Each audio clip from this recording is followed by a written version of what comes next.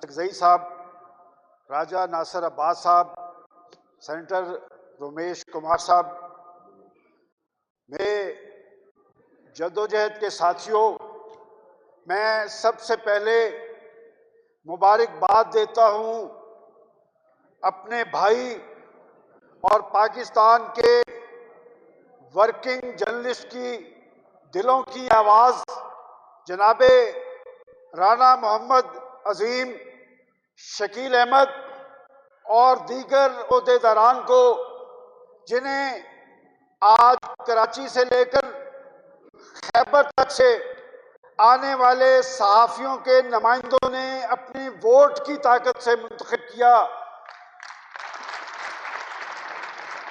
اور آزادانہ اور شفاف انتخابات کے ذریعے اس قیادت کا انتخاب کر کے ایک واضح پیغام دیا ہے پاکستان کے حکمرانوں کو، پاکستان کے سیاستدانوں کو، کہ ہم آزادی صحافت کو یقینی بنانے کے لیے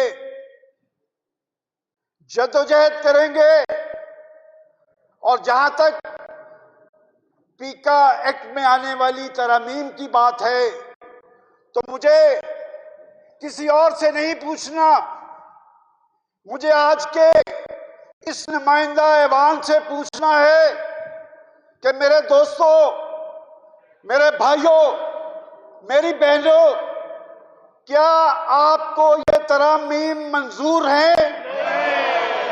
اور اگر آپ کو یہ ترامیم منظور نہیں تو دنیا کی کوئی طاقت اور کسی کا باپ بھی آزادی صحافت پر قدغن نہیں لگا سکتا۔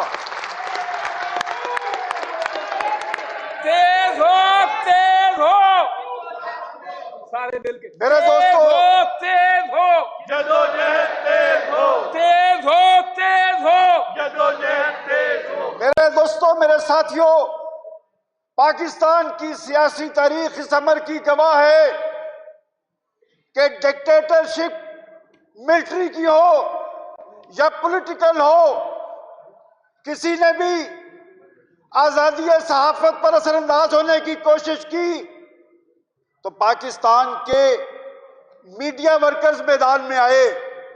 اور میں یہ بھی کہتا چلوں کہ ہمارا تلخ سیاسی المیہ یہ ہے کہ پاکستان کی بڑی پولیٹیکل پارٹیز جب اپوزیشن میں ہوتی ہیں، جب صعوبتوں کا شکار ہوتی ہیں، جب جیلوں میں بند ہوتی ہے تو یہ میڈیا ان کو اپنی محبوبہ لگتا ہے، وہ اس کی طرف دیکھ کے مسکراتے ہیں، اس کا دل لباتے ہیں۔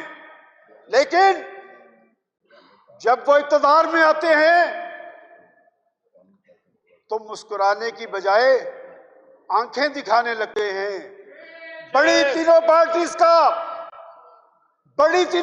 کا رول ایک ہی ہے کہ کوئی 2013 میں ترمیم کر رہا تھا، یہ قانون بنا رہا تھا، پھر 2022 والے نے آ کے اس نے بھی قدغن لگانے کی کوشش کی تو یہ پاکستان کی اس وقت کی عدلیہ نے اسٹے آرڈر دیا تھا، اور پھر آج پاکستان کی بڑی پارٹیز کی حکومت ہے، اور اس میں وہ پارٹی بھی شامل ہے جو پاکستان کے اندر جمہوری آزادیوں کی علمبردار ہے، جو آزادی صحافت کو یقینی بنانے کی بات کرتے ہیں۔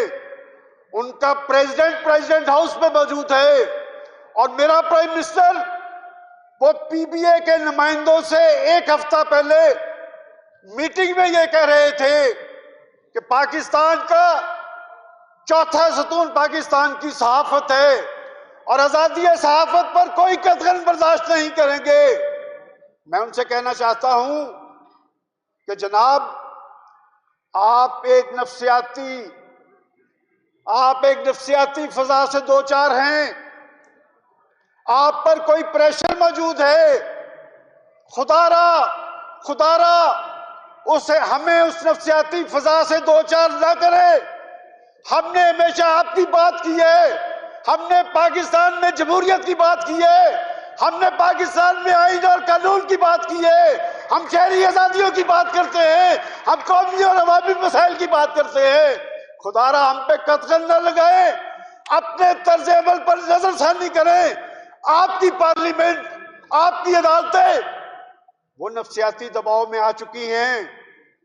قائد اعظم کے پاکستان کا مستقبل جمہوریت کے ساتھ وابستہ ہے۔ یہ ملک جمہوری سٹرگل کے نتیجے میں بنا تھا۔ اس ملک کی بقا اور سلامتی کا دار و مدار جمہوریت کے ساتھ ہے، وہ جمہوریت جس میں عدلیہ بھی آزاد ہوتی ہے، جس میں میڈیا بھی آزاد ہوتا ہے۔ آج میرے بھائیوں، میں دنیا کی طرف نظر دوڑاتا ہوں، وہاں پر آزادی صحافت، شہری آزادیاں وہ بہت آگے جا رہے ہیں، ہمیں پیچھے کی طرف لے جایا جا رہا ہے۔ میں آخری بات، رانا عظیم صاحب، آپ نے پریشان نہیں ہونا، پاکستان کے میڈیا ورکرز آپ کے ساتھ ہیں، کراچی سے لے کر خیبر تک آپ کے نمائندے آپ کی پشت پر کھڑے ہیں۔ ہم سیاستدان نہیں، ہمیں کمپرومائز نہیں کرنا، ہمیں آگے کی طرف بڑھنا ہے۔ ہم نے پاکستان کو قائد اعظم کا پاکستان بنانا ہے۔ اس ملک نے تا قیامت قائم رہنا ہے تو آئین اور قانون کی بالادستی ہوگی، اور انشاءاللہ تعالی یہ قانون واپس ہوگا، اس میں ترامیم نہیں ہوگی، یہ واپس ہوگا، اور انشاءاللہ آنے والے چند روز میں واپس ہوگا۔ اور آخری بات، لکھی تھی جو حق بات تو زندہ میں گئے ہیں، حق گوئی کی پاداش میں سولی پہ چڑھے ہیں، جو کہہ نہ سکا کوئی وہی الفاظ کہے ہیں۔ اس ظلمت کی سیاہی کو تسلیم نہیں کریں گے، آزادی صحافت کو یقینی بنائیں گے اور جدوجہد کریں گے۔ یہ ہمارا عزم بھی ہے، ہمارا پروگرام بھی ہے، اور انشاءاللہ تعالی آزادی صحافت پاکستان کے جمہوری مستقبل کے حوالے سے ناگزیر ہے۔ Thank you.